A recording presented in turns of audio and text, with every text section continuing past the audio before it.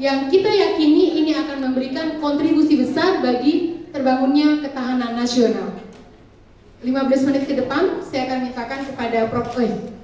Ois ya untuk memaparkan gagasan dan pemikiran beliau tentang optimalisasi sosial marketing ya Bu ya. Optimalisasi sosial marketing dalam penguatan keluarga. Kalau tadi kita dikejutkan dengan data 80% adalah pengakses di usia 15 sampai 30 tahun. Nah, bagaimana kemudian kondisi ini bisa menjadi sebuah kekuatan bagi kita untuk melakukan promosi atas ketahanan keluarga. Silakan Prof. Ois.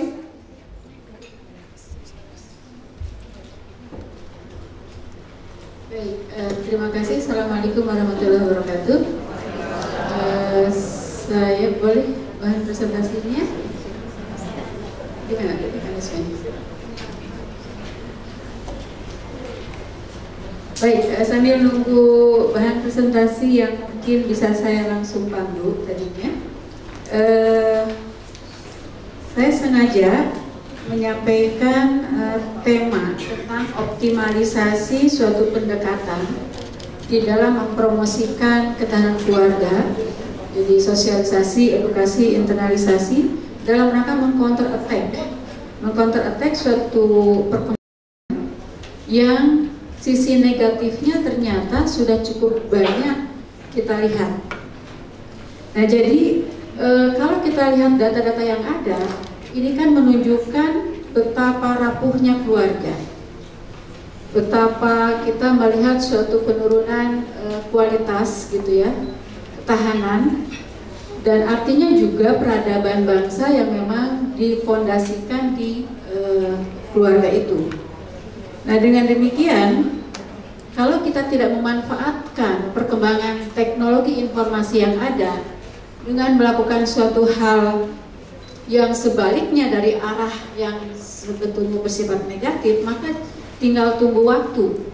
Karena sekarang pun sebetulnya lajunya sudah sedemikian rupa, kalau itu dibiarkan maka kecepatannya akan semakin tinggi, dan saya rasa kita akan melihat suatu keruntuhan. Kalau misalnya itu adalah peradaban, ya peradaban, tapi apakah kita sudah punya peradaban yang kokoh begitu ya? Nah, saya ingin menyampaikan struktur kerangka pikir dari pokok bahasan yang ingin saya sampaikan dalam waktu 15 menit. Boleh saya sambil berdiri? Boleh, bisa padu. Maaf, ini sudah di ke arah mana? Bisa pakai ini tadi? Ya. Nah, jadi ini dua hal yang saya sampaikan dalam waktu yang singkat. Jadi kita ingin mengantarkan mengapa misalnya kita perlu menggunakan memanfaatkan suatu pendekatan pemasaran sosial atau social marketing dan bagaimana optimalisasinya. Jadi kalau persoalan, saya rasa Bapak Ibu, Ibu-ibu ya, tapi ada Bapak juga yang hadir di sini adalah sudah sangat paham betapa kita tahu tentang persoalan ketahanan keluarga Indonesia gitu ya. Jadi intinya adalah seluruh stakeholder pembangunan keluarga, pembangunan ketahanan keluarga harus menemukan upaya yang sifatnya itu adalah 3: percepatan, terobosan, dan memiliki daya ungkit. Ada 3. Kalau kita ingin meng-counter attack suatu kondisi yang sekarang sudah meresahkan kita semua, membuat kita tidak nyenyak tidur dan sebagainya. Kalau kita betul-betul punya hati nurani melihat perkembangan yang sedemikian rupa.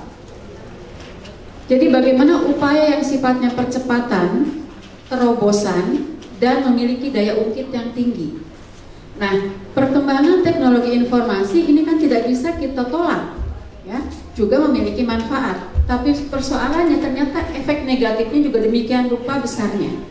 Oleh karena itu, bagaimana meng-counter attack dari efek negatif dari perkembangan teknologi informasi yang diakses oleh warga Indonesia, penduduk Indonesia, anggota keluarga, yang tidak bisa kita cegah ya. Seberapapun kita ingin melindungi anak-anak kita, tidak mungkin kita melindungi anak-anak kita 24 jam sehari.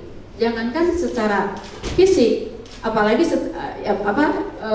mentalnya ya, secara fisik pun kita nggak mungkin gitu ya. Perkembangan itu ada di ujung jari untuk